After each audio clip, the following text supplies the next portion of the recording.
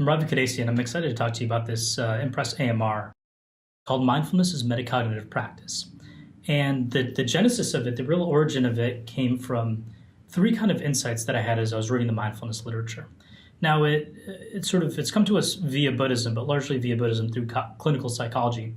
And in clinical psychology, a lot of times, the real enemy is concepts. And so the advice that's given and the definition of mindfulness that's given is to stay early on in a information processing sequence. So just focus on just the information, just pure perception, and don't let your information processing get to a conceptual stage. Because if you're conceptualizing with expectations and judgments, you're going to have a tough time of things. But I think if we start bringing, that assumption into organizations, I think there's real trouble to be had, because in organizations, obviously, concepts have a lot of useful functions.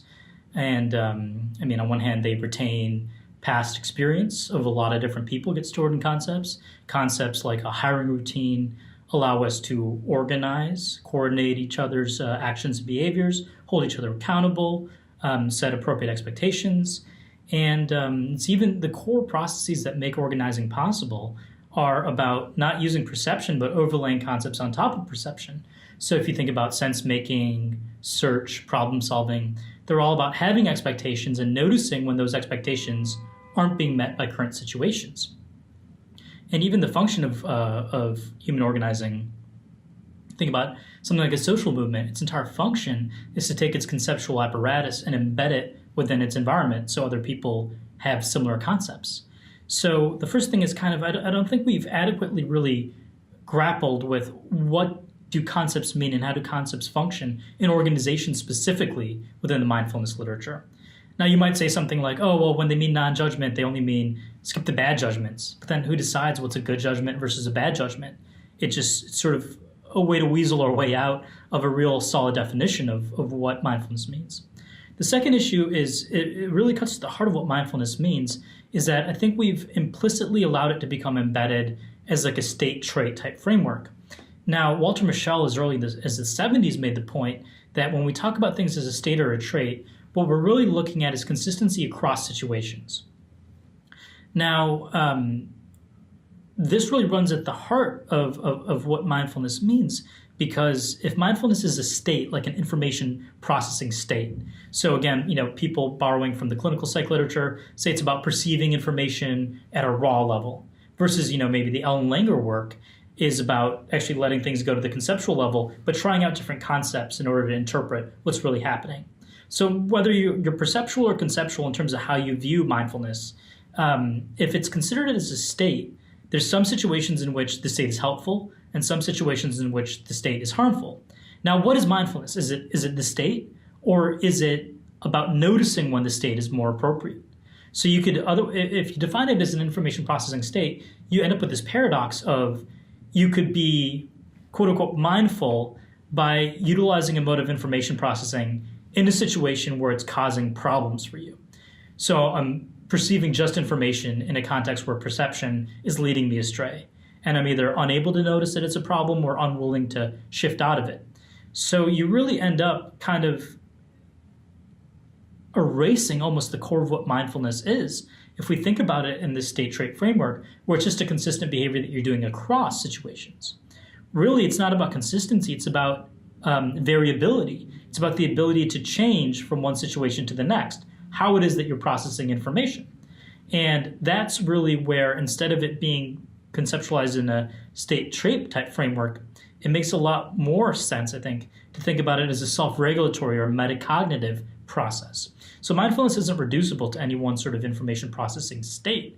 It's really the process, the metacognitive process, where you notice what state you're using in a situation and you adjust accordingly. The third sort of thing that comes out is this idea that somehow mindfulness training is really about strengthening neural capacities. So when you're meditating, really what you're doing is just sort of like a workout for the brain regions that allow you to regulate your attention. And so is it about like the strength to regulate attention, or is it about your beliefs about how your mind works? So when you're meditating, a lot of times you change your beliefs about how your mind works. Like, hey, I can pay attention for long amounts of time without feeling depleted. In fact, I can even feel energizing. Or, hey, it's worth monitoring what's going on in my head. It's worth noticing my thoughts and feelings as opposed to, running away from them or getting wrapped up in them, even if they're aversive.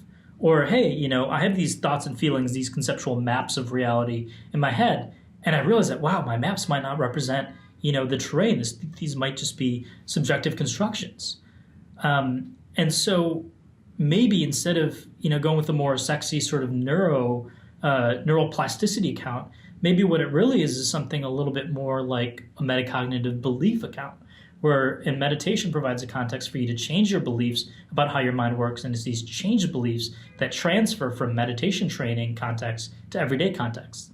So what the theory of metacognitive practice is, it's an attempt to put all three of these together in light of this idea from practice theory, which is to say that the reason that we switch information processing modes from one situation to the other is dependent upon our expertise. And expertise might also be called socialization, habitus, knowledgeability, competence. There's a lot of different words for it, but it's something along the lines of, if I am an expert in a situation, I can be completely perceptually absorbed in a situation because I know what it means. I know the resources available to me. I know how my actions interrelate with the actions of others. Versus sometimes there are breakdowns, things go wrong, and then all of a sudden I need to switch to a deliberative conceptualizing mode. So it's actually our expertise that determines whether we engage in one or the other mode of processing information from situation to situation. Now, where metacognition comes in is that it talks about how to do this more or less effectively. And that's something that really hasn't been addressed much in practice theory, is how do you do this more or less effectively? And the idea would be that if we have these beliefs that we get from mindfulness training, that they allow us to embed ourselves more deeply in absorption. They allow us to better, so we can gain expertise, retain expertise, and articulate expertise with other people, and then notice breakdowns when breakdowns occur. And then in the face of breakdowns of our expertise, we can better direct our concepts to what's going on to make sense of things, and then doubt our concepts when our concepts are maladaptive.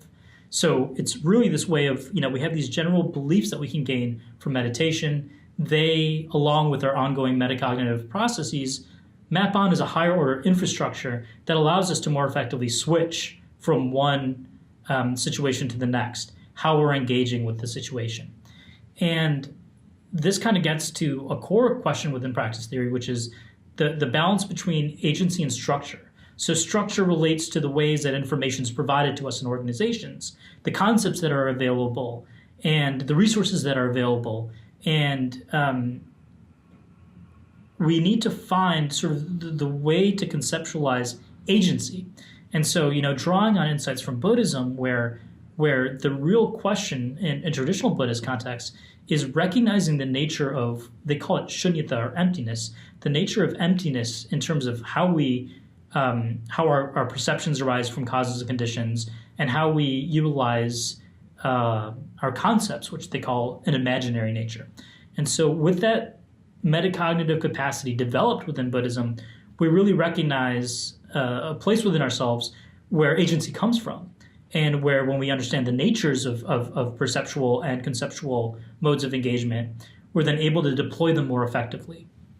And so there's contexts in which within organizations, within the organizational structuring and structuration process, this development of metacognition allows us to better not only situate ourselves within one moment to the next within an organization, but also can kind of embed itself into the processes by which human beings organize. So if I'm engaging in metacognitive practice, and you are as well, there certainly are some ways that it can go wrong, and I talk about those, and I think we need to be talking more about them. But if we both engage in metacognitive practice collectively and are willing to allocate our attention to each other, are willing to be open to noticing our thoughts and feelings and to treating our concepts as, provisional and not necessarily true, as just maps rather than the terrain, then this can kind of get embedded in social interactions. And I think this is where it kind of gets really neat, is that mindfulness can embed itself, metacognitive practice can embed itself in social interactions and really become characteristic of an organization. And so the hope here is that we can stop using terms that are sort of jargony but don't really take us anywhere, And so instead of saying something along the lines of, well, mindfulness is about being in the present moment, we're thinking more concretely about the modes of engagement and which mode of engagement you're using, whether it's more perceptual or more conceptual. And then instead of just saying non-judgment, which seems off to me, or non-conceptual, which seems off to me, again, thinking about how it's our expertise in a situation that determines which of the two modes of engagement make more sense or more adaptive. And then, of course, this metacognitive infrastructure that allows us to actually more deeply involve ourselves in the right mode of engagement and then switch when that's necessary.